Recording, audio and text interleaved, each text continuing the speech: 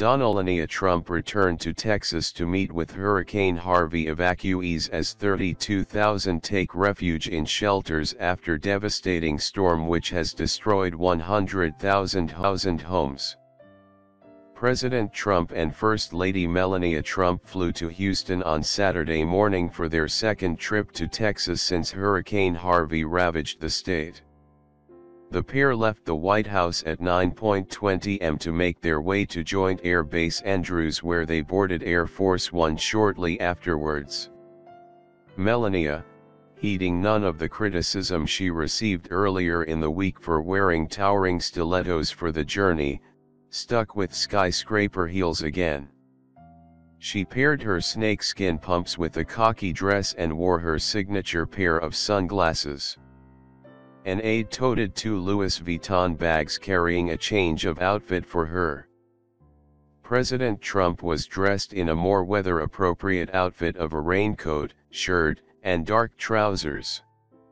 He carried an umbrella for the pair as they made their way across the South Lawn to board Marine One. It is their second visit to Texas where at least 45 are dead and 32,000 are in evacuation shelters as a result of Harvey, which has been heralded as the worst natural disaster to have ever hit the U.S. Floods have destroyed entire neighborhoods in Houston and Beaumont and Port Arthur in southeast Texas. There are areas of Louisiana which have also been affected.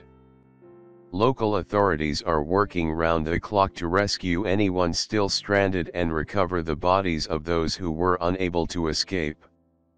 On Saturday, the Trumps will meet with some of those affected at one of the hundreds of relief centers across the state. They will meet with members of the Texas delegation before making their way to Louisiana at around lunchtime. There, they will take part in a meet and greet with members of the Cajun Navy, a civilian organization comprised of volunteers with boats who have saved thousands since Harvey hit last week. The Trumps will fly back to Washington, D.C. afterwards and will arrive back at the White House at 9 p.m. On Tuesday, they faced criticism for their upbeat visit to the state where Trump addressed a crowd of supporters in Corpus Christi and met with Governor Greg Abbott but did not visit one of the evacuation shelters in place. He steered clear of Houston, where the hurricane was ongoing at the time, and instead went to Corpus Christi. The president was optimistic with his public message as the worst of the storm hit. He marveled at the size of it but assured Texans the good news was there was talent on the ground who would be equipped to cope with the catastrophe. Since then, the reality of the hurricane's devastation has set in.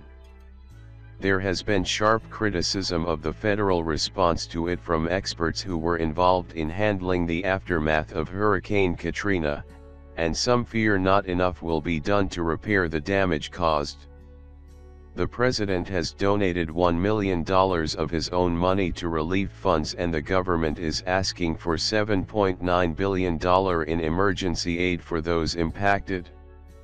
Trump asked for the increase on Friday to replenish the dwindling FEMA fund which had an existing $7 billion.